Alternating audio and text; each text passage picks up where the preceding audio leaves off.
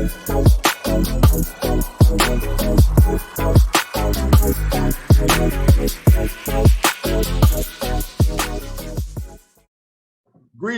and salutations, ladies and gentlemen. Welcome back to another very special episode of the unfiltered, uncensored, and unapologetically Black podcast show, Speak to the Mic. I am your illustrious host, Marlon Joseph. And ladies and gentlemen, you know the drill. Here on this show, we like to do three things. One, we like to provide helpful information and content to the Black community, talk to Black men and women of all industries, professions, and organizations about the work they're doing, and give thanks and acknowledgement to those Black men and women who are using their professions, platforms, and positions of power to help move the culture forward in a more positive way. For those of you who are listening in but haven't subscribed yet, be sure to subscribe to my YouTube channel, as well as Spotify, Google Podcasts, Apple Podcasts, and all other podcast platforms you can find this podcast show on. This is very vital and important information to be dispersed to our Black community, coming from people who look just like us. So we want to make sure that this is not only shareable, but this is something that we can find applicable to our own everyday lives. Joining me today is a very interesting and very special Black woman who's doing tremendous things in the field of real estate. She is the author of the book, Investing in Rental Properties for Beginners. She's also the founder of the Affordable Real Estate Investments, where she helps turn Black professionals into real property owners, as well as help them achieve financial freedom through passive income and rental property portfolio to help really build true generational wealth. Lisa Phillips, thank you so much for taking the time out of your busy schedule to be on the show to talk to me about these things, because I was so awed and intrigued with learning more about you and about what you do as it pertains to helping Black professionals get more involved and obviously take advantage of these different opportunities to gain more equity and generational wealth from a real estate standpoint, as far as rental properties is concerned. So thank you again so much for being on this show to talk to me about this. Yeah, I'm so happy to be on here. We're definitely in alignment what we want for the community. Very much so. So without further ado, I just want to jump right into it. So obviously, one of my first questions I always ask my guests in terms of how they got started, where the inspiration sparked, or where did it come from for them personally in the profession they're in. It's a two-part question. The first part is, how did you even get started with the idea of starting this platform? And two, what are some of the services that the affordable real estate investment provides? Well, great. So it just happened through my own experience, and no one was talking about it. And I'm like, I have to get this word out, because there's people just like me who need this information in order to get to where they want to be. And so where it started is that I'm gonna make a long story short, and I'm actually gonna make it short. So I graduated college and I started working, and I was in Las Vegas in 2006, and I bought this super overpriced house. And then I don't know if you guys know, from like 2008 to 2009 was a big recession, and so I lost my job. Yeah. House was overpriced, lost my job. I finally get a job in Ohio. I go to Ohio and I'm working, but then I lose that job. And then I couldn't find any jobs in Ohio. That's when I really started learning that, each state's different with the job situation. Ohio is not a good one at all, right? Maybe it was not at the time, it's hit or miss. And so I couldn't find another job, and I had to let the house go to foreclosure. But I'm okay, because I was really young. So I was like, I'm 27, whatever. So, maybe for the next 7 years, I can't get a mortgage. I will go ahead and buy cheaper houses that I can afford, save up half my paycheck. I made like $70K a year at that time. Mm-hmm. And I'll just buy these cheaper houses that I found out in Ohio existed that were 30, 35K, 40K. Wow. And I sort of set out on that mission. So, I guess first lesson is lemons, turn it into lemonade. I don't just sit there and bemoan issues. And at the time, everyone was going through foreclosure. So I don't know, there was no stigma. And I'm a millennial. So I'm just like, whatever, I'll wait 7 years. I'll be 35, probably in a better economic situation. Right. Yeah. So the ability to just learn and go, next time I do it, I will do this. I won't buy something like this. I will check out this. Right. So I was okay with a 7-year wait, because 7 years is good enough time for me to save. And so I started sort of looking at lower cost houses, which were in minority neighborhoods, mostly Black neighborhoods, but that's not always the case. But it's a majority of the case, but not always the case. Yeah. And I found that, look, I come from these neighborhoods. I grew up in a lower working class neighborhood in Las Vegas. So mine was the neighborhood where all the immigrants who had not too much would that's the neighborhood they came to, my neighborhood. The cheapest neighborhood in Vegas, right? Like just that's where I grew up. So when I started looking at these properties and they were in low income minority neighborhoods or black neighborhoods, I was like, yeah, I'm cool. I mean, whatever. It's like where my cousins live.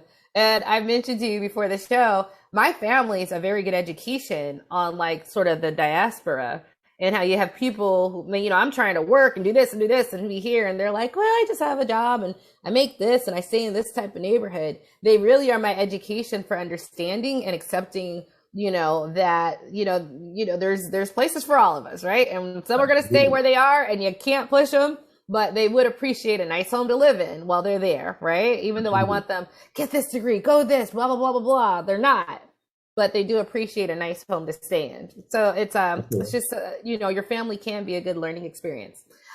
So I started doing that and I was in corporate type jobs, technical sales, IT. And I just didn't like the system. I went into it and I have a lower income black working class culture and mannerisms. And, they take advantage of that. The corporate world is that of upper class WASP mannerisms, right? It's an upper class culture and class. And I'm coming from a working class and black background, which are completely, they're just not a fit, right? And so I'm not advancing the way I would like, but I don't have the skill sets when it comes to the classism, the mannerisms and whatnot to really understand the way they network. So there was very clear to me that there's just people like me who are just always going to be on the outside and not have the tools to get to the other side. And FYI, they know that and they use it so they can get me at a low price, but not advance me. So they love my little working class, slightly ghetto attitude, slightly, just a little. I had enough sense. Just slightly, okay. They love it. They're like, oh, you ain't going nowhere, but we're going to keep you in this position. That's their diversity aspect of their company now. That's the play. Yeah, that's the play. Absolutely. Oh, you're not going to advance, but we are going to keep you at a low price and you're not going to get any advancement. And you're doing good work, but it's not about that when it comes to that other level. It's about, networking, classism, how do you interact with people, even in feminine energy, honestly. But that's a whole other study. But in relationship and emotional intelligent management. Now I have that now, but they prey on the fact that we don't have that coming out, but we want to do better in our community. And I just recognize like, oh, so this is the game. This is the flim flam. Okay. So let me get these properties that I could actually afford in minority neighborhoods that I'm quite comfortable with. So even though I'm in Ohio, I still understand this neighborhood. Does that make sense? It's different, but I still understand it more so than another investor who's much more affluent, who tried to go in that neighborhood.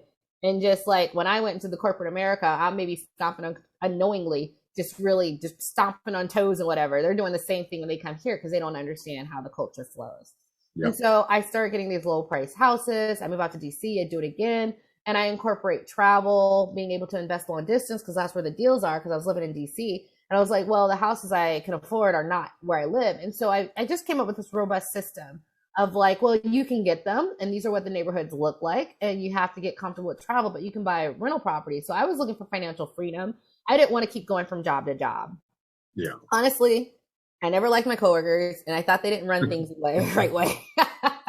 I run a business, and now I know I'm right because I do run a business. I was like, oh, I wouldn't run it like that. No, you train people. This is what you do. You walk into my business, even though they're like $10 virtual assistants. I have a whole statement training program written down in videos that they can read. And I just wasn't getting that. I was like, you're just throwing me out here. Like, I don't know. I just didn't like it. I was like, this is how you do it. And I particularly was right. So my business is a model of like what I would have done if I was there.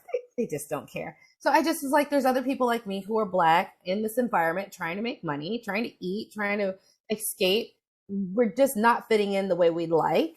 Yeah. At the moment, I did not know why. Now I know it's emotional intelligence and relational intelligence, right? That's the extra key to advancement. I didn't know that. No one around me knew that or could explain it or teach it.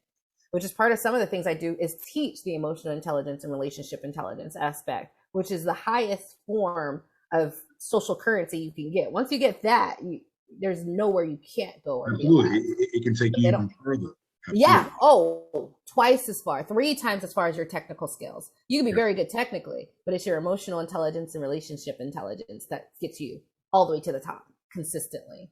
Yeah. That puts you above the others. But no one explained it, no one articulated it, no one could talk about it. I wish someone was talking about it the way I'm talking about it. No one did. So I just didn't know what the disconnect was between, and it was class, emotional intelligence, relationship intelligence, and not being having a high EQ or RQ, right? So yeah, but all I knew, so I knew that now, but then I'm just like, this ain't, you're not treating me like this. I'm too talented and have too much brain power and I deliver too much for me not to be given the tools to succeed the way that I would like, that I need to be given. And so I started on YouTube going, hey guys, you don't got to work forever. You get like 3 or 4 properties that cost 30, 40, 50K and get them original properties, get the cash flow and have a form of financial freedom. Because even if you're bringing 800 or 1,000 or $1,200 a month in cash flow, no, that's not replacing your salary. But when I lost my job, that was enough for me. I didn't have to run out and get another one. I had time to sort of relax, Yeah. think about it, make my next steps. And actually, that's when I decided to write a book and build my business, right? So it's not Mhm. that it necessarily replaces your income, but it's a Yeah. nice soft cushion where you don't have to run out and just get distracted again into their world Absolutely. versus creating your world. Listen, any increase in that matter is a positive, right? So Mm-hmm. if it is $800 to $1,000 Mm-hmm. more than what you were initially, gaining in your everyday, 9 to 5, that's still an increase. That's still Mm-hmm. money that's Mm-hmm. coming in, right? Yep. So and you have to start somewhere, right? Rome wasn't built in a day, so you have to at least Mm-hmm. get your foot in the door, so that way you can gain the knowledge and understanding on how to make even more money moving forward. Once you gain the entity of it, then now you understand. Okay, this is what now I have to do additional things to get Yeah. additional money in this particular aspect. So And I part get of it. what I do, Marlon, is break it down to small steps, get Yeah, big results. And everyone is in this culture, and it's not too hard to break them of it, but I have to break them of now. I'm supposed to be big now. I'm supposed to be big now. And I absolutely. was always the turtle, slow and steady wins the race, the turtle and the hare. That was like, that's been and still is my guiding sort of allegory or fable of how life can work, which is Yeah, if you're steady and slow and consistent. So even though this is flashy and quicker, well, maybe it burns out faster, but you can slow and steady go with small steps to win the race. And I know it sounds a little cheesy, but it really is the thing no, that but I has mean, gotten me yeah, yeah, financially, yeah, that is, if you take that on, that is the moniker. So first it was 300 in cash flow, then it was 800 in cash flow, then it was 1,200, right? Like it builds. And once I get you to understand that's the slow build that generally works for everyone, yeah, even you, it's amazing what you can do if you just let time evolve and that slow little steps start adding up. And then one day you look back and you have $100,000 or $200,000 in equity. Like it really does work like that, but you just have to, slow and steady. So part of it's breaking the mindset to being okay with the little yeah, as you build to a lot. yeah. And once you get past that, it's not hard because then you just understand it might take a few years. Give yourself that grace of a few years versus thinking you need to compete with anyone. So Yeah. the second question was, what services do I offer? So I offer Mhm. consultation and education and training on helping people navigate this particular subclass. Well, I do crypto as well and have a healing business, but we'll just talk about real estate right now. Right. So Listen, on real you're a estate, woman of many purses, is what I like to say. And absolutely. multi-dimensional, but like all the dimensions are there to help others get across the hump. So I don't mind putting in that work Yeah. for the people who want the information. And so, so you can go buy a cheap property right now, but it's going to be different working with someone who's done it. Going to be like, you don't want to buy it there. You want to buy it in this part of town because X is going on and this is where the money's flowing. And this whole city's sort of trash. Why don't you do this city about 20 minutes to the east, right? Yeah. So I help people go through that, and I have my experience on top of any training to sort of walk them through it step by step and guide them. And there's a lot of things you just can't put in a training. There's a lot of things you can't put in a book because it would be this Yeah. big. It's nuance. And so every situation is different. So we come up with a custom plan and I show them how to do this search. But part of what I do is like, we have to walk through, and I'm going to break all of this down because you might just see a house, but I want to teach you how to read the numbers to extrapolate. This is likely what's going to happen, likely go up, likely go down.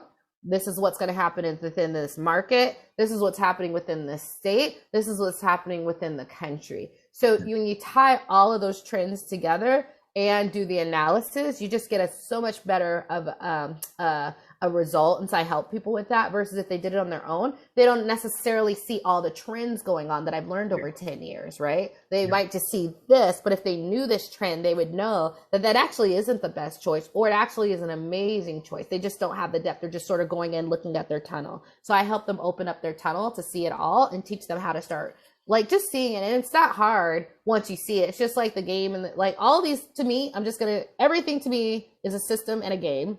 I learn the system and game, and then I teach it. I don't bemoan it, because once you learn it, it's actually quite easy within the system to make the money once you understand it. So a lot of it's just putting people on game on different levels of how this all works. And then, like you said, we were talking before, now we have this moment in 2022 where so many women like me, Black women, and we're, like the Black community, but definitely Black women, we've been sitting here watching, and like they're trying to zig and zag, and we're like, nope, gotcha, because we zig and zag better because we've been watching the system for the last 40 years. We saw what happened to our parents' generation.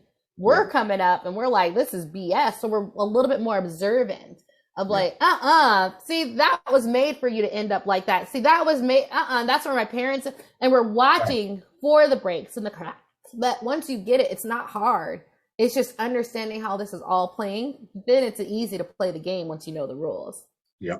And you know what? You touched on so many points in that whole take. And I want to go back to something that you said about changing the mindset, right? So too many times, and social media has been involved in being the main culprit of the matter when it comes to people being fixated on this instantaneous ass way of thinking that everything is supposed to happen right away. And life doesn't work that way. Even the wealthiest people in the world, I remember a few years back, even on social media, on my page, I actually posted a picture of Jeff Bezos when he started off with Amazon with a bunch of damn wires in his computers, just trying to figure out ways to just basically build a better system in order to be successful. Looking at from that to there, it took years, decades for him to get to this point. It didn't happen overnight. And so we do oftentimes get so fixated in seeing what the next person is doing. One of my analogies I always use is that people are quick to judge the performance on the main stage, but don't know the damn work behind the curtain.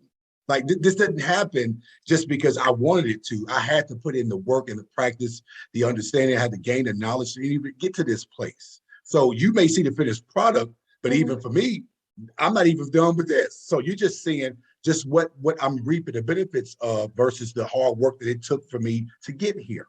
And that's the first thing. But anything that we have to do to be successful, we got to start changing the mindset, because unfortunately for us, we don't come from money. And so we don't know how to navigate and even understand how to get through those situations where we're not in survival mode all the time. So we have to always think about short term, when we're thinking, when we fully understand that the long-term effects of things is going to really benefit us and our kids and maybe possibly their kids if we play that game and that system right, like to your point. Then now we truly understand how that system and that game works. Really do. Then I'm like, don't worry, we got it. We've been watching. We've been watching to peel back of this onion that we have to understand. Okay, now we just start peeling. They are layers. We're not done yet. So we got to keep peeling, keep putting in that work, keep gaining and obtaining that knowledge, and even more importantly is that we're not only gaining the knowledge for ourselves, but we're dispersing that knowledge to other people who look like us. Yes. Who need to know these things too. And so that's my purpose, like spiritually. Very much so. That's the personal the reason I can see things and explain things in a certain way. I mean, I was chosen for this, right?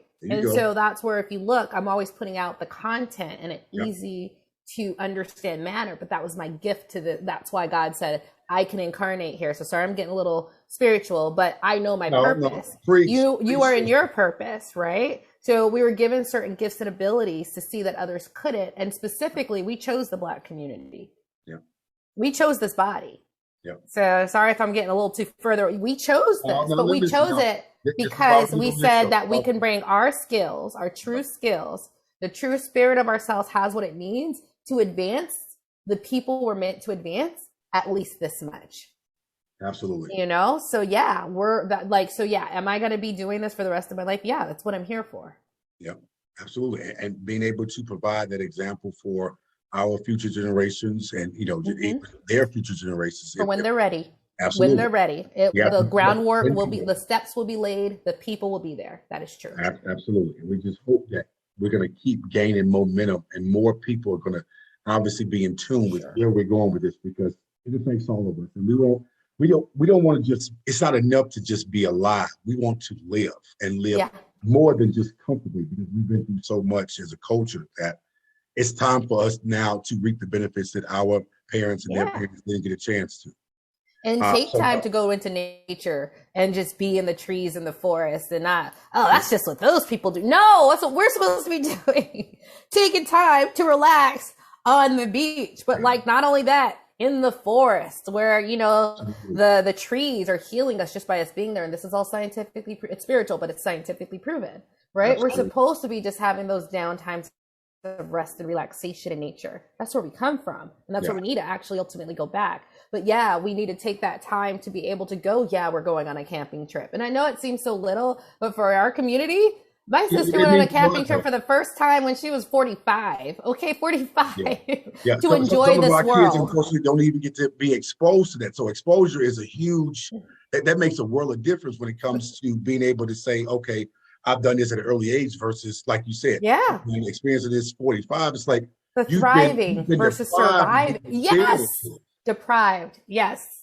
Very And much so. we're supposed to be thriving. And so I just made that just because of the thrive.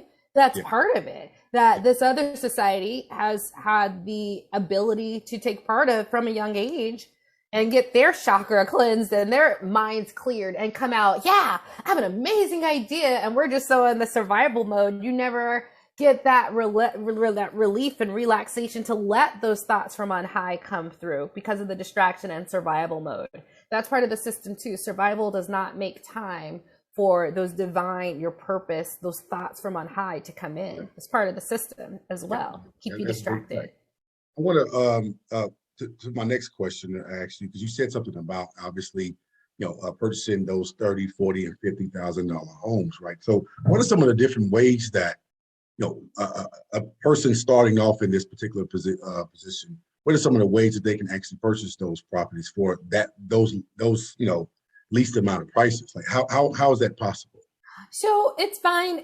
So for the most part, my clients will start off if they have anywhere from $10,000 to $15,000 for an investment property. That's enough. You don't need 50, 60, 100 the way this other society told you. That's Okay. what they need because they're not touching these neighborhoods with a 10-foot pole, nor should they, because Yeah. they kept messing up. They still mess up.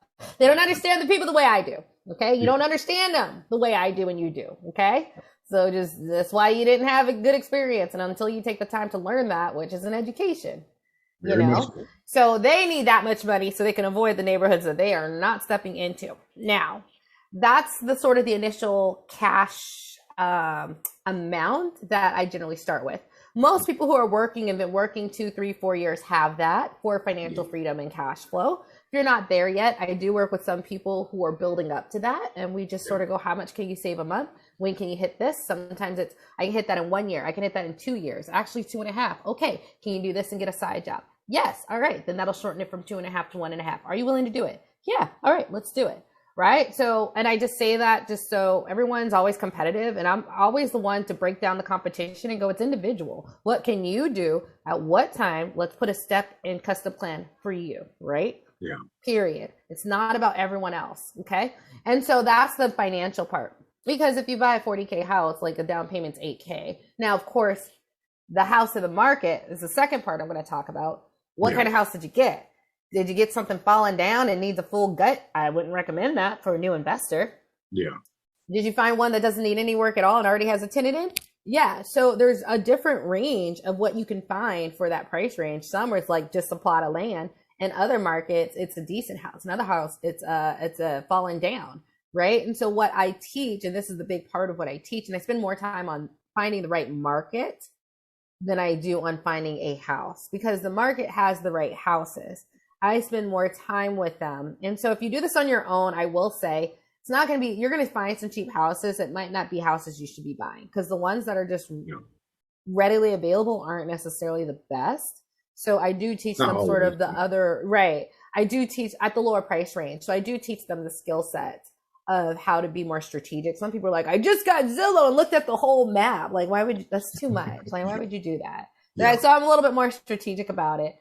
So that's the second part is finding the properties. I do find when people come to me, they can't find any. But the thing is, I built up tools over the last 10 years. Like I know exactly how to find them. I'm actually looking for one myself in a certain part of town, right? And I'm just like, oh, we'll just do this. And I was like, oh, there they go, right? And so that's just part of the system that I do. So the second part is finding the right market where those houses are in your price range. So I'm like, how much money do you have? Some people I work with have 10K. That's it. So we're really strict on finding a 30 or 40K houses. Next question, how open are you to travel? They exist. I can tell you exactly where they are. Does it need to be an hour's drive for you because that's your comfort level? And I go explain to them, all of my clients invest long distance. I teach them how to do it. It's not a big deal if you know how to do it. And I teach you that. So once they know, they're fine. But if you don't know that, it can be very intimidating and you want to stay close by. So if you do it on your own, the idea of going too far when you don't know all that skills of how to do it really smoothly, you're going to stay closer and it's going to be harder to find the big deal, especially if you're in DC. I work with people in Florida, Texas. I mean, they're in places where they're making the money, but they can't afford anything cheap. So so if they do it on their own, they're going to have these roadblocks of like, how do you manage at long distance? And the other roadblock of how do you find it? And it, not really understanding how to do the market analysis. So they might see a cheap house, but not understand that the market's really crappy for that or for it at that price. So they just don't know. So you can do it. It's just a little harder for them on their own. Whereas when I work with people, I teach them sort of the macro, micro trends, how to get those numbers. All of it's freely available. It's just you have to put it together and learn how to read it a certain way. So part of what I do is analysis, and I have a criteria and metric I make people fill out and follow, and I show them how the numbers work together. Well, this number you would think would go, oh, well, it's this, so this means it's great, but it actually doesn't mean anything if X doesn't take place, right? And so going over how the numbers play together and sort of, again, I'm just going to say it's the game. This is how the game works. But also low key, I teach them how money flows. And so across the state level, across the city, the country level, and across the city level. And so part of it's like, these are the metrics, but this is how the money flows. And I show them the map. And like, if you look here, this is and this is how it spreads out. So a lot of it's like a little bit of like the flow of money naturally with people and humanity. It's all mixed into the metrics and the analysis, but I find we're more robust because we understand why people are doing these things the way they are. I explain about white flight, systemic racism, all of that, why the downtowns look like this, but they're right next to the city. All of that, the humanity of it, the flow of money, the racism, discrimination. But once you, like I said, once you understand that, you can understand why these things are happening the way they are. And it's easy to find, and with the numbers, to just be a little bit more successful. But what I find is that you need to be educated on that broader, the market analysis, money flow, just as much as like what metrics. Because you can find something that fits the metrics, but if you're not understanding the flow of money, you can be stuck with something that's not going to appreciate. Versus if you did, you would have been able to easily tell where that place was. So, yeah, that's sort of part of, if you're new, you could try it on your own, but it's just going to be harder. The other part that I provide is that extra level of understanding how it all works together. Yeah, absolutely. You know what? I had my realtor on the show before. Shout out to my realtor slash auntie who my wife and I made her our aunt because we just love her to death. Shout out to Donna. We love you to death. She taught us so much about real estate business as it pertains to just purchasing a home for us. And so we're second time home owners and buyers now. And so, one thing that she broke down to me geographically is that and when in looking for a home, especially a home that you want to stay in, preferably more so than even renting, is that location matters, right? So that the surrounding things around that area, the school systems, the different establishments that you patronize with, the crime rates, if you will, also those play a huge factor in those houses or those potential houses that you even look to rent, to own, to rent out, or look to even purchase for your own family and things like that. So just geographically for you though, because it made me think about something. So obviously you don't want to condense your search in terms of how far out you want to actually look. So I mean, me personally, I'm in Atlanta. So I've been following the market for the past few years now, understanding that, during the pandemic, it was a lot of silver linings in the pandemic when it came to taking advantage of the interest rates and things My like Atlanta people, that. I've been working with people from Atlanta for 10 years. They Wow. have gotten every sub 30K deal out there. Okay. They've been Okay. following me. They were following the program. They are very, very flush with cash now because a lot of them gentrified and went from 60K, 70K homes to 210K, and they're sitting Oh, in wow. that. So Well, I have a fan club let me down go there. ahead and add myself and my wife to that list Yeah. of people we want to. You might got to look outside of Atlanta if you want a low price deal. So I do work with people with Atlanta, but we generally look outside now, just because the last 10 years, they were listening. Yeah. So yeah. And you said something. So it's like I said, there's us millennials, or just all of us. We've just been watching this thing, and now we could just put people up on game. But once we get you there, it's real easy to navigate. And part of the work is like just putting people up on the game that's been playing, but they didn't tell us the rules. But we've just been sitting here taking notes for years, for decades, taking notes. Okay. And so it's good because for those like you who are willing and doing the work and able, you're walking into a huge field of knowledge that we've created and game plans and roadmaps that's making it so much easier for us to like get to that other level than any other time in history that I know about. Because now if people want it, it's there. The people are there. The infrastructure is there. The knowledge is there. Whereas before we sort of had to put that together. So I think it's a great time. Now I'm optimistic by nature, but that's actually something that I think people need to cultivate. But I see nothing but growth for those who want to take that step, right? It's always for those who want to do the work. And just one more, you were like in your own search for your own home, you're looking at schools and what's around and crime. And like in the neighborhoods I look at, a little crime's okay. Where's crime everywhere? There is a line. Like, okay, that's okay. Absolutely. If you want to this no. But it's okay. Don't worry. It was 2 months ago. Or a couple of years ago. It was 3 blocks away. It's okay. And I'm not making light of the crime situations, but it does help to ease the mind of people who are looking to possibly move or even invest in properties in those areas, because that crime thing can definitely discourage you in so many ways. That's where the money's at if you don't know what the line is. And like I said, part of it is me teaching the game. There is a level of crime that's just you're going to see anywhere, and then there's stuff that's like are a big no-no, and then they're a big no-no only if they're really close, right? And so there is a level that I teach them about it, like that discernment level, and that's where the money's at. Because some people will be like, it's too much, and I was like, not if you read it right. You know what I mean? You can sort of navigate within that and just pick them off. And the other thing is school systems. We're not looking for good school systems, and the only reason I bring this up is because in this demographic, you're looking at different things than you are in a higher end demographic where you might live. And the reason people have such problems when they get to me, they're taking metrics from a higher class area and applying it to a lower class area. And it's like, we move and work differently. You would actually do better seeing where the local thrift store is. FYI, my mom had 7 kids. We lived off the thrift store. Nothing wrong with it. I still go there if I need to buy a $5 pan that used to be 60. All right. I still go there. So I have no problems with it. Okay. But you look for different things that are like, oh man, there's a laundromat. There's a different world that you look at versus the schools and this and that. And so part of it is teaching them like, this is a new game. So part of it, I have to get them out of that. And it sometimes take a couple weeks. Because they're like, but then they're like, I am not doing this. I'm not living there. It's not my house, right? And I explain, people like my cousins, they don't want to pay $1,400 for a 3-bedroom house for their kids. They want to pay $8,000, okay? Like you're doing a service.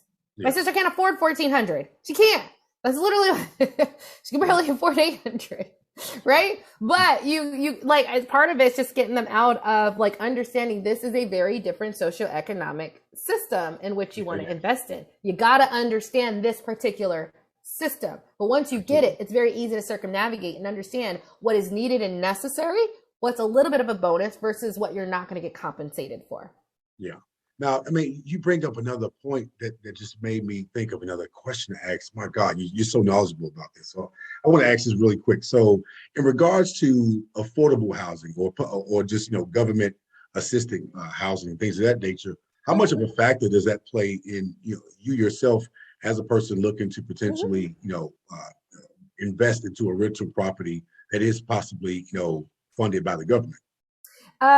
There is no blanket statements on this because it really just depends on the market. So when it comes to some subsidized housing and government assistance, in some locations, the amount that they give in government assistance is less than the market rent. And in those places, you're not really trying to get someone who's getting less than the market rent so much, unless they really have the bona fides to pay the rest, or like the difference. So say market's rent 800, you get 500. Okay, you'll take a Section 8 tenant, but you'll hold it to the same standard as a market rate tenant, because if you just put it on the market, not Section 8, you're going to get 8. So like at the end of the day, in that particular location, and it is location based, it's not, you're not running for it, but you're not going to turn it away if the person's qualified. Now, in another market, they have a lot of money, like really liberal cities. They have to pay a lot for you to take them. Otherwise, no one will take them. Right. And so because of that, market rent might be 800, but their voucher is 1,200 or 1,300, right, for the same property. And so in those cases, like, it's very lucrative to go at Section 8. So the thing because you're not going to always get that money from the government. And it's more than market, right? And so, generally they'll have more children sometimes than the market renters, whatever. But listen, an extra $400 a month, you'll take it, right? Yeah. You could afford whatever repairs might go because it's, natural. I have kids, they have a couch with the cushion showing through, like I understand kids. My kid messes things up. Listen, I'm not going to judge you for yours. All kids. I'm trying to fix that couch. It looks crazy. I have cushion, white cushion coming out. I love the couch, but whatever. You understand, kids do that, whatever, So in that particular market, it's great. And I say that because there's no blanket statements in real estate investing. That's how you lose money. Absolutely. There's no, this whole zip code is bad, I'm going to avoid it. No. The money is in understanding how to read this accurately so you can pick off the best, right? And so, and I say, and everything is so city specific. That's why we spend more time looking at the market before we start looking at cheap houses, because it might be in a terrible market, right? And you want to align that if you're a savvy, good real estate investor, because you don't have to keep investing. The investment is also going to appreciate and give you money, which is the best of both worlds. Right. But if you go out on the internet and you read, well, this guy hates it and he's respectable, and this guy loves Section 8 and he's respectable, I don't know the difference. It's nuance. It's he likes it because in that location you get less, and he likes it in this location. He doesn't like it because in this location you get less. Right. But the thing is, investors only know their one thing. And because I work with people and I've done it all over the country, and I work with people over the country, you start understanding the money's in the nuance and understanding, well, in this particular location, this is happening. In this location, that's happening. It's very logical why they would love it or hate it. But some people give advice, they only know their one tunnel way versus having that huge depth. And that's part of that game I tell on the bigger trends going on that I put people up on. Absolutely. And you know what? One thing that I can say too that I learned, from my realtor as well is that, in some situations you have people who are very discouraged by the fact that, not having trustworthy tenants can definitely, just drive you up the wall. It's like, okay, this is a tenant that pays on time versus one. And I've understood that over the years that it's a hit and miss thing when it comes to, real estate. But when it comes to rental properties, you're going to have a hit and miss situation where you may have someone not paying as much on time, or because this needs to be fixed and that needs to be replaced and this, that, and the third, versus someone who's always on time with their rent. So it's like, in choosing the tenants, I guess that's the hit and miss thing about, the rental properties in general. What for you are you telling those who follow you and obviously, learning from you? How do they get around it, or how do they work around that? It is a fear. Right? It's like, I do this, but right? It's a fear. Fear of the unknown. We've seen how bad it can be. I watched Judge Judy on YouTube. I've seen a few. Half of them are landlord-tenant, right? So it's a fear. Oh, man. In anything, your increasing your skill set and understanding of that system or of that particular aspect of renting will decrease your risk, right? So me and my tenants do not have problems, but we have a pretty rigorous skill set and understanding of how to vet tenants before they even get in. That really makes the likelihood of them being a successful tenant for you very high, where we generally are very rarely seeing that issue. But that goes into your skill set as a landlord, because that, like, choosing a tenant is a skill set, right? And in this particular sometimes you can be right about it. You can say on paper they look good and they take care of their bills, but then something happens and then it's like now. Yeah, so anything could, like I said, when your skill set increases, you really minimize those risks. Okay. You're not going to hear people like me and in my group and my clients. We're not complaining like that. We didn't complain it during COVID. We're not complaining now. Although people do complain. And things can slip through and can happen. However, you as a savvy real estate investor, you really can minimize that. So you're like, it's been 10 years. And I have one that calls in for every single thing. Oh, it's not draining right. Oh, the sink is draining slow. I'm like, oh, you're annoying. I gotta pay, whatever. But even then you can mitigate those risks by including, like you said, when your skill set increases, you can include that for your first 2 service calls in a 6-month period, they're free. But after that, you pay a $50, $75 deductible, right? And so then all of a sudden people are a little bit more mindful of really calling you over serious things. But that's something I have knowledge of as a savvy real estate investor that I teach my clients, right? But if you don't know that, you don't know you could do those things that will mitigate the idea of them being an incessant or headachy tenant because they have to pay $50 or $75 for the call after the first 2, right? So I'm going to always say, as your skill set increases as a landlord, you're going to minimize your risk of that happening, and you're actually going to train your tenants and the behavior in a way that will give you consistent outcome. So I know you want me to say, oh yes, it can happen. Of course it can, but you can also really mitigate and prevent that by just increasing your skill set and knowledge on choosing tenants. And that's some of the things that we teach people, right? So yes, it can happen. It is a valid fear if you don't have a thorough, good skill set and you've never done it before. You're going to have to learn the hard way, right? But you can increase your skill set, because I do it every day on doing that. So you have very, very, very low risk of getting a bad tenant or one who's going to be a headache. And you can do that by setting up the right parameters as the homeowner or the rental owner of the property. Okay. So you're not going to give me to say it, because there's things you can do to mitigate it. And all of this comes from experience. So either you experience or you work with someone like me who has it, whatever, experience is going to be paid, right? So, but you can. There are different things that you can to increase the likelihood. Okay. Now, another question too. Do you encourage, as a rental property owner, do you encourage your rental property owners to basically work with property managers, or do the work themselves directly with the tenants as landlords? It's their choice. And I'm going to talk about this because it really comes down to, okay, rental property owner. You outsource it to a property manager. And if that one doesn't work, you get another one, right? Okay. So we're vetting the property managers as much as the tenants. Everyone gets vetted. Very much so. Everyone gets vetted. And we know what we're looking for, right? So, and we know, and you're always going to be in a position where if you don't work out, you can be replaced. So part of the thing is, I will not let you invest long distance if there's not at least 3 to 4 property managers that service your type of area. And you can find that out pretty easy in an afternoon, right? And so that service your area, because some are like apartments only and some are like high-end neighborhoods only. So the ones that service your area. Once you have that, you have more power, because if one doesn't work out, you're like, okay, I'll just get the other one. I've quit on some and had the other property management go to the other property management office, pick up the keys, and kept it moving. Not a big deal. Yeah. Does that make sense? Yeah. Not a big deal at all. But you have to be savvy, knowing if you're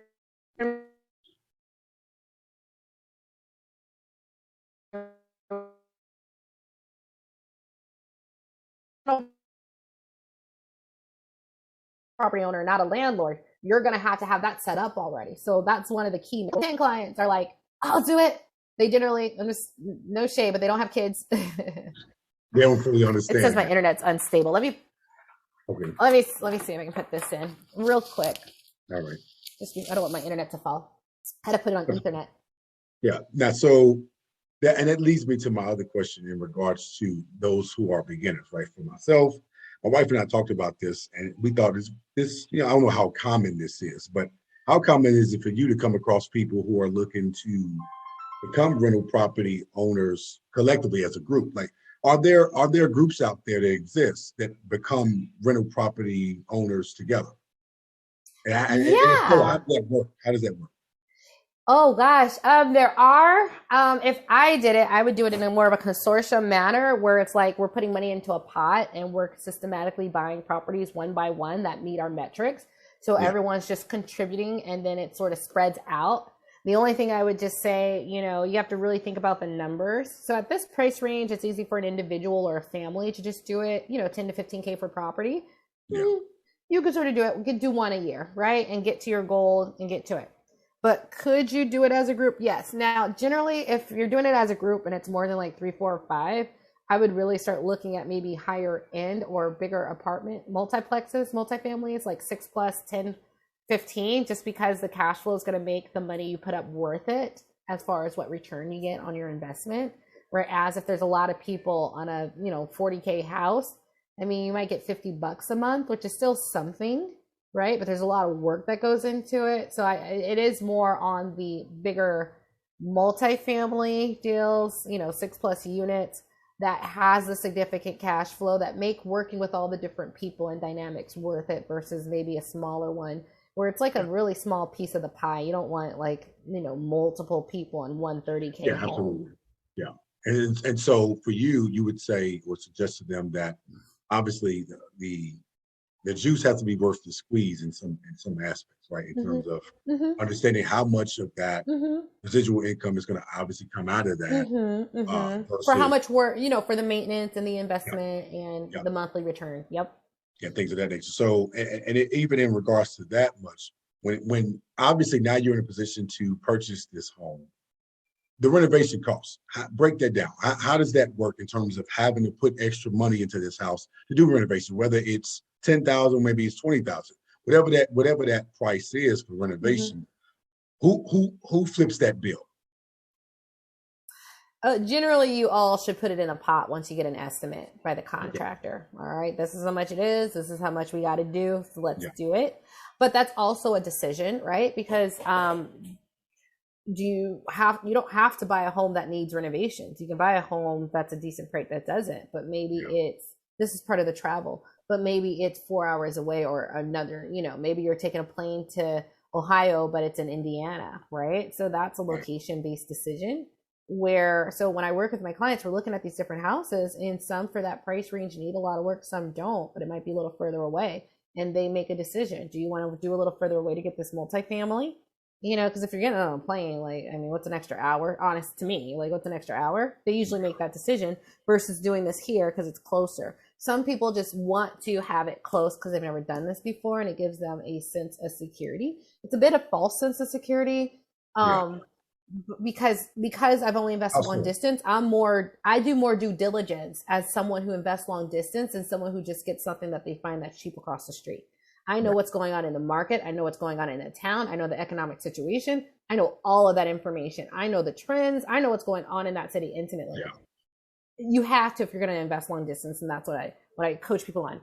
But if you're doing it just across the street or something that's close, you generally don't do that level of due diligence to find out what's going on or what's that trend in Right. that city. And that's a difference. So it's a false sense of security because, like I said, when you're long distance, you do so much analysis because it is long distance. So you have to be a little bit more painstaking and careful. But Yeah. once you do it, it's robust. Like it's solid. You clicked no leaks.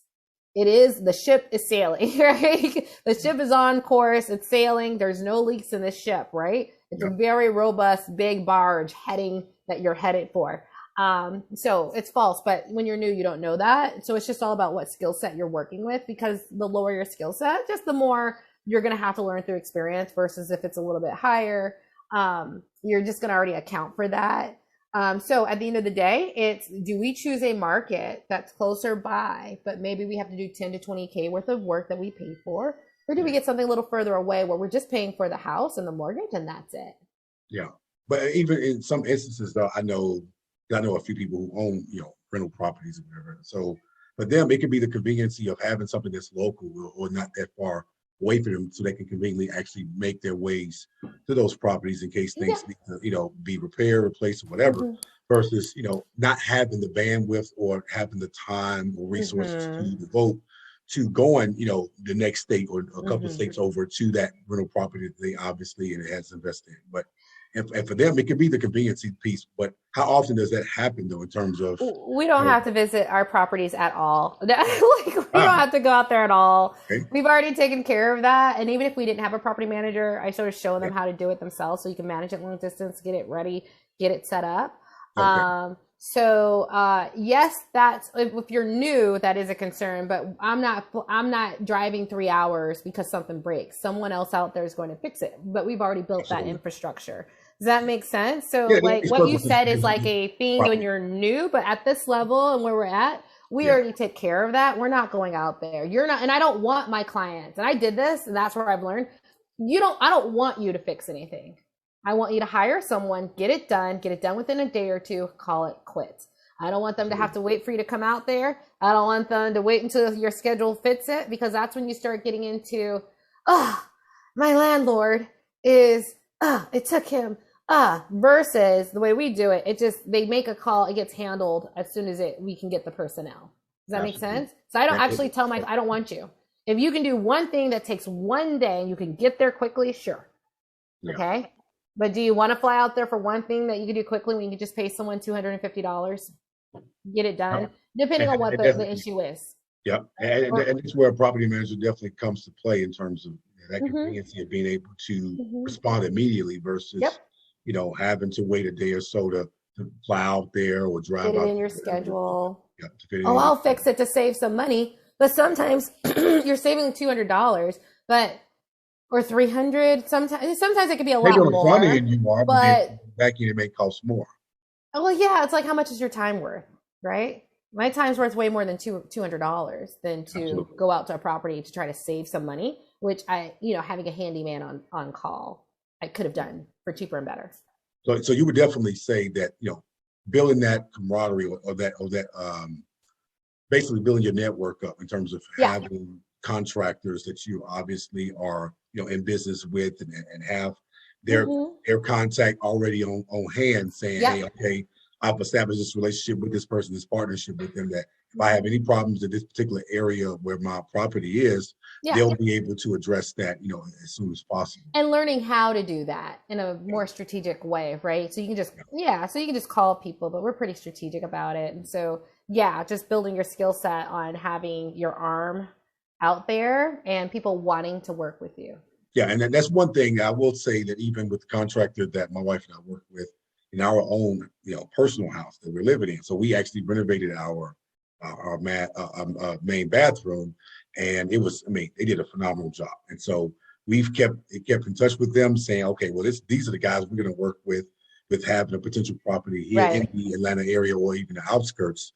Once we get to that place where we're, obviously financially stable to purchase a rental property to rent out, but we definitely want to have their information already at hand, saying, okay, we need these type of renovations and upgrades to happen here and there, and you guys can give us a quote on it and tell us how much it's going to cost, and let us know how soon you can, relationship building, right? And taking your time with it and be like, okay, they're vetted, they've done this, all right, one more, because nothing's ever foolproof, but maybe you always, but they're one, and you'll maybe get some more if you need to, but like they're definitely one ace in your sleeve, and you're like, whew, good. That's if you're going to handle the work. Usually though, if we really vet the property managers. Yeah, absolutely. and they can take care of it, and they're made to take care of it, and they either have a staff on hand or they have those networks already established. Yeah, especially for the 10-15% that they're, commission they're making off, us is the property owners, every month. So they have to have those particular people already at hand to contact for emergencies or anything that needs to be replaced or upgraded. So personally, for us, we were very fortunate to know that our contractor he also has subcontractors under him that he outsources certain particular tasks and jobs too. So for the bathroom, obviously he has a glass guy who did our our glass door and just the whole Yeah. fixture of the shower door in general. And then we have a guy who does the tile. And then we have a guy who does the vanity sink and the mirror and things of that nature. So there were different guys who did different things that he actually subcontracted and outsourced through. And they all just work for him under him. And so he pays them, we pay him. And so general contractors are the works. Best at the relationship management Absolutely. because it's part of their business. Just having that reliable team come in when they say they can deliver. Yeah. And they're really, I mean, don't mess up with them because they'll never call you again. But if you do right, you'll be consistently paid. So I find that general contractors are really good at that. The good ones, right? They have a team. They know who they can call. And if that person doesn't work, they have the next all laid out. Yeah, absolutely. They're really good. Real quickly, I want to transition to something that I read in your bio in regards to the 2% rule. Help explain that to me in regards to that when it comes to rental properties. What is that? What's that 2% rule? What is that? I mean, we beat that all the time, but the 2% rule is say you invest $100,000 in a house, you make $2,000, and that's what you should try to hit. So 2% of your total all invested cost is amazing, and it is. Okay. Each month, and if it hits that now, it's way easier to hit that at our price ranges than at the other price ranges, and it just depends on the city and the rents. Just because it's so much low, like hitting like 2% of that, if your all-in costs are $50K, it's hitting 1,000 is not necessarily really hard.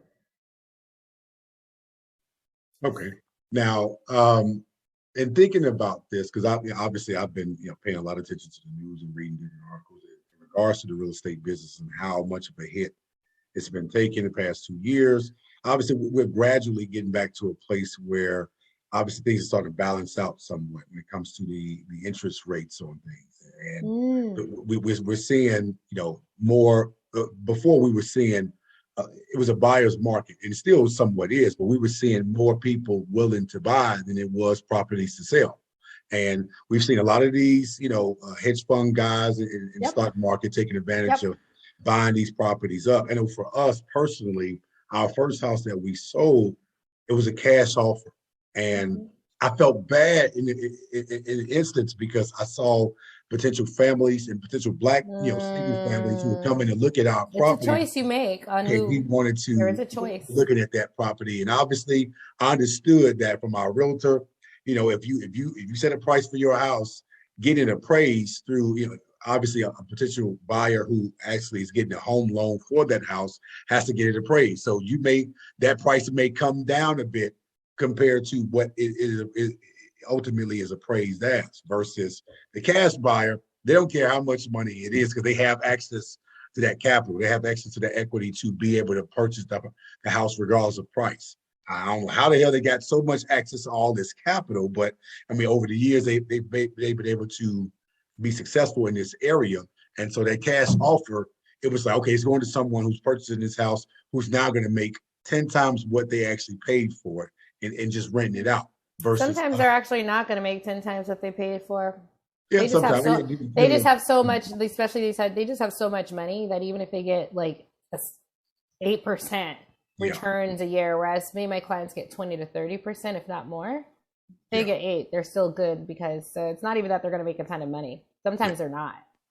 Yeah, and but so they are buying and taking it off the market, and they are, and it's taken away. I am not happy with it. I'm not happy at all. I felt bad about it, knowing that I just took a house away from a potential Black family to own their own house too.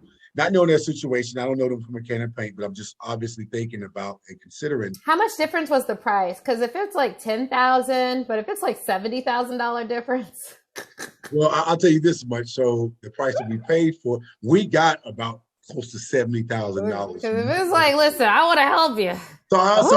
So my wife was like, extra $70K. Okay. She the one who kind of brought me back to ground. And she was like, listen, you see how much money more we getting out of this? Listen, those now, if it was a 10 to right. 20K difference, they'll find another house. Yeah, I personally. Yeah. But there is a point. It is. Obviously, there is a point where it's so much more above. It is. I can hate BlackRock, but They running me my No, coin. absolutely though, and that Right? was obviously the bigger picture Listen, I'm was not we're that. I'm a gaining. bleeding heart to Yeah, a point. There's gonna be a point absolutely. at which the heart Listen, can be bought. Yeah. we're about our money too. So I had to sympathize more with that than sympathizing with the Yeah, your wife wasn't going to potential let that black happen. family. So No, here's she the deal. Here's the deal with that. So the marking house, it just depends on what location you are. Some places it's going up, some it's not. But in general, I don't like what the hedge funds are doing. I mean, they're definitely going towards that great reset where you own nothing, and yeah, they do.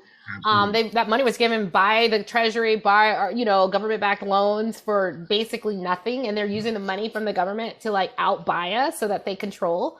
Yeah, Because it's not going to be a pretty place when they own all the properties and they're the landlords, but they can pay off the judges. It's just not pretty. We know where this goes, right? Just like when the absolutely. coal miners own the mine plus the store plus the houses. It's corruption, right? Because they Yeah, can sort of do. So that's definitely where they're trying to head towards. So right now, it's just we're looking at multi-decade sort of inflation. So here's the deal. Yes, interest rates are going up. What does that mean?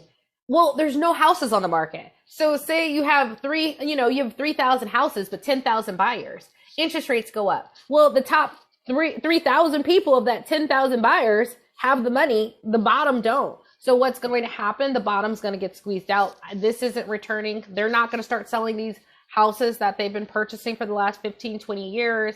You're just going to have to pray that God brings, justice to them for the harm they're trying to cause to people. yeah. But yeah, my trend, and I put myself out there, what I'm seeing, multi-decade inflation. Yeah, you're going to get squeezed out the bottom, but the top's going to be able to pay those prices Yeah, because absolutely. there's not enough inventory. Now, if there was 3,000 houses and 3,000 buyers and the interest rates, only 1,500 of those houses will get rented. The other 50 are going to stay vacant, and that will cause the prices to fall. Yeah, Right? Because in order to get you're those seeing more people, buyers. we're Yeah, not seeing that. We're seeing, 3 times as many buyers as available inventory every single month. yeah, I don't see that changing. I just yeah, don't see it yeah, changing. And yeah, listen, it's part of the system as well because we're heading there. The macroeconomic view is the great reset. The view is you own nothing and you'll be happy, and they control it, so they're happy, right? absolutely. And we are following lockstep when it comes to housing. We are following that. It will be people with means who are on top, and they stay on top. It'll be people who without the means. You're just gonna have to come over to my world and do things different because the system is not made for you to thrive. It's really made to squeeze you out on the bottom. Absolutely. So That's just the a bit. unfortunate Now, part is about, there always a way? There's always a way to get around it. I don't want you to capitalism. feel hopeless. I don't want you to feel hopeless though. Yeah, Yes, absolutely. that is their agenda. Do you just go in lockstep with their, I did it. Do you just go in lockstep with their agenda? You don't have to do that. I just didn't keep my job and keep my mouth shut. I was Absolutely. like, no, we're going to find a way to make this happen. So Yeah. yes, that is the plan. That is the system. That is the agenda. If you're at the bottom of that, are you going to go in a concert with that or are you going to make your own way? Because there's so many different ways to get out of the system. Business ownership, like rental properties, like an online business. That's part of the way to exit the system. So you have your own financial freedom and income and can do what you want and work from anywhere, right? I'm a van lifer. I have a van. I converted a van and I go traveling in it and I love it. I'm about to go on a bigger trip to Nashville Oh wow. next week. But no, like that's a way of people exiting the system. They put all their money in their van, they fix the van, they keep the van up, they travel all over. They're not beholden to anyone. They need less expenses, but some of them are saving thousands of dollars because they keep their remote jobs, right? While they're doing it and just working coffee shops, which is sort of fun. I like working in coffee shops. Yeah. And they're actually saving hundreds of thousands of dollars. That's one way to exit the system. So we know where the trend is. I do not see it decreasing. And that was I will say, my opinion is that is very much by plan to squeeze out the bottom that Very we're much trying so. to help. But there's different ways that you can navigate around this system and be successful. So Yeah. these rural areas that were getting no love, well, now they can because they have internet access. And, so what? Going remote is part of that system, Yeah, right? and that's been one of the main things, the biggest silver linings in this pandemic. Obviously, for me, I work in IT. I've been working remotely for the past 5, almost 6 years, so I was already used to that. And so, Me too. Yeah. seeing more people now who are in corporate America who are Hmm. obviously taking advantage of being able to work remotely and understanding so many different perks behind being able to do Hmm. that, and Hmm. obviously still being successful in your job because you had. I remember seeing a Forbes article that came out talking about, people trying to micromanage people who are working remotely, trying to always make sure they have the cameras on and shit like that. It's like, listen, the work's being done, right? Don't worry about what else is being done behind the Yeah, they're camera. gonna lose That people ain't if you change that that up. ain't the business that you're paying me for. Mind the business that you pay. Don't Yeah. mind the other business. But even still, And my this is mother a told me and this is a workers market right now. I mean, very much so. people are begging for. I'm sorry, I People have to to come plug back to in. work. Yeah, Yeah, so it's a absolutely. workers market. So I mean, they really need to chill. Very much so, because we're seeing there's been an increase in opening jobs, I'm so but sorry. I have to find my cord before it's okay. this closes. They give Okay, me like a 2-minute warning bell. okay, no problem. We're good. All right, all right, no problem at all. I completely understand that. Something that you said though that definitely resonated with me in such a way that reminds me of something my mom used to always say. So it's more ways to get into a house than the front door, right? So we have to obviously find those other avenues of ways to get Mm-hmm. into this particular market and take advantage of all the different perks and opportunities that is even out there for us, whether it be on a lower scale or a grander scale. But the fact is, you know, there's still money to be made even for Mm-hmm. us, Yep. despite all these capitalistic racist assholes who are out here making all the money and taking up all the houses and overpricing the houses in terms of because Mm-hmm. we're seeing more buyers are popping up, and they're Mm-hmm. outlandishly overpricing their houses because Mm-hmm. they see the opportunity that they can take full advantage of with people. This I'll be willing to pay anything. Just let me buy that house from you. It's like, okay, well, I'm gonna gain an extra 150,000 to $200,000 more for this house than what I paid for it maybe 10, 15 years ago, or whatever. So being opportunists in that regard, we're seeing more people taking advantage of that. And even for me, obviously I didn't think that our price was outlandish. What I did was I looked at the prices of the other houses in our neighborhoods because I Mm-hmm. saw one house that was actually foreclosed on, and then I saw how much money they put that house up for. I was like, oh baby, we definitely, yeah, we're gonna increase our price for our house compared to what the hell they paid or were they getting ready to sell that house for. Oh no, we're definitely gonna get a great deal of money out of this damn house. We were only there for almost 4 years, and so it was still a fairly new house. It had just been built prior to, we were the first owners of the house, and so we were able to do some upgrades to the house and add some things to it in terms of the backyard pavement, things of that nature. And we gained equity from that and was able to apply most of our equity to our bigger house, because we had another child. But I told my wife before, no more kids, no more houses. So I'm not moving anymore. We're not having Oh any yeah, more. right. No, that we're sticking by. We're no, actually, she agreed with that. She was like, no, I'm going. Okay. Okay. I mean, but definitely, but it does resonate in such a way that being able to be in a bigger house and obviously Yeah. put more, invest in more money into this house and be able to provide that other avenue of generational wealth for our kids, we'll get to a place where we can eventually pass this house to our kids. They can either rent it out or live in it themselves or whatever the case may be, where they're actually taking from what we were able to give them and then pass it along and keep building upon that versus starting with nothing, which unfortunately for me, I didn't have any of this growing up. So Yeah. this Yeah. was something that I obviously had to take advantage of when the time permitted. So again, though, I appreciate so much of this information from you, being able to talk to you about this. This has been very vital, very important that we disperse this information out to the Black community because there are opportunities out there for us to take advantage of, and we just Yeah. have to put our names and faces out there in Yeah. these moments to do that. And so, last question for you: how can people reach out to you and just contact you for just general questions that they have about becoming a rental property owner? Yeah, so there's 3 main ways that I recommend. You can go to my website, affordablerealestateinvestments.com, because we talk about affordable ways to get into the rental property market. That's a good one because it'll lead you to just all the different things and you can sort of pick and choose where you want to go. The next big way is a book is my Investing in Rental Properties for Beginners. It's up there in the corner, but I have a copy Absolutely. right here. 940 something reviews and not 4.5 stars. So Wow. and That's amazing. they don't play. They got some mean Absolutely. ones in there too. So the reviews are real. So this is really good. Pretty much this is sort of just really I found groundbreaking for people because I sort of lay it all out and they're just like, oh, I can do it. this is one way to do it. So this is really good if you're really serious. So you just want a whole system just sort of laid out of the steps and process. This is great. And then the third way is my YouTube channel. I started this just by going on YouTube, going, look, this is what they're doing. This is how you do it. Da da da da da. Those videos are still up, and I do new videos. So if you go to affordable REI, I just sorted real estate investments to REI on any of social media, Twitter, Facebook, or that, and join my Facebook group, Sub 30K Mastermind group. And that's a really fun one with a lot of people who are active as well. But you can get to that through my website or through clicking one of the links underneath my videos on YouTube. So those are the best. I do recommend the website or the book if you're really serious and just want the information and to see how the mind of someone who's been doing this for 10 years works and, been successful.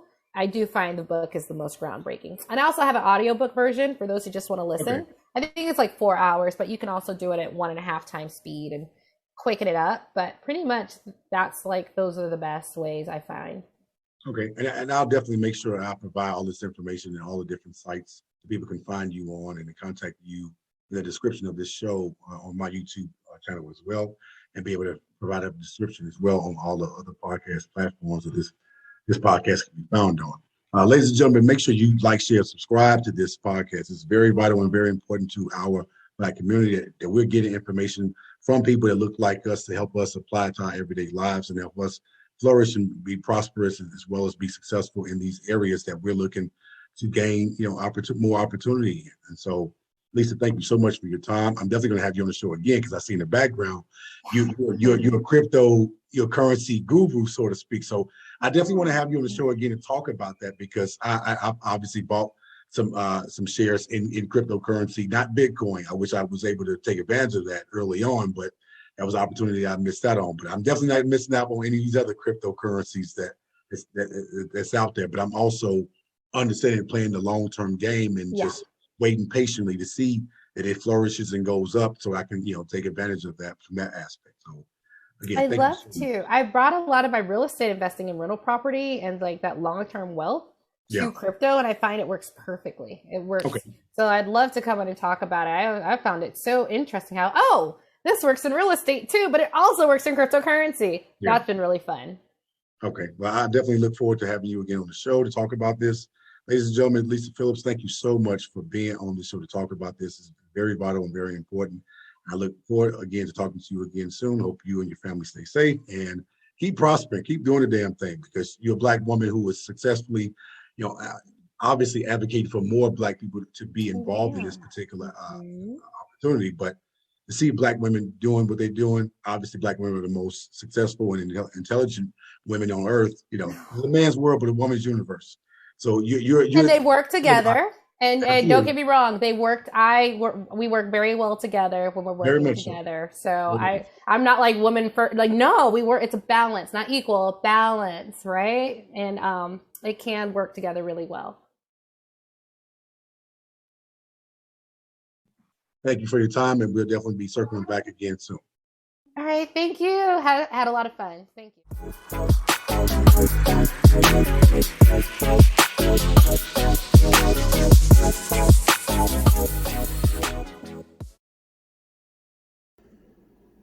If you like what you've heard from this week's episode and would like to hear more from previous episodes, be sure to like, share, comment, and subscribe to my YouTube channel below.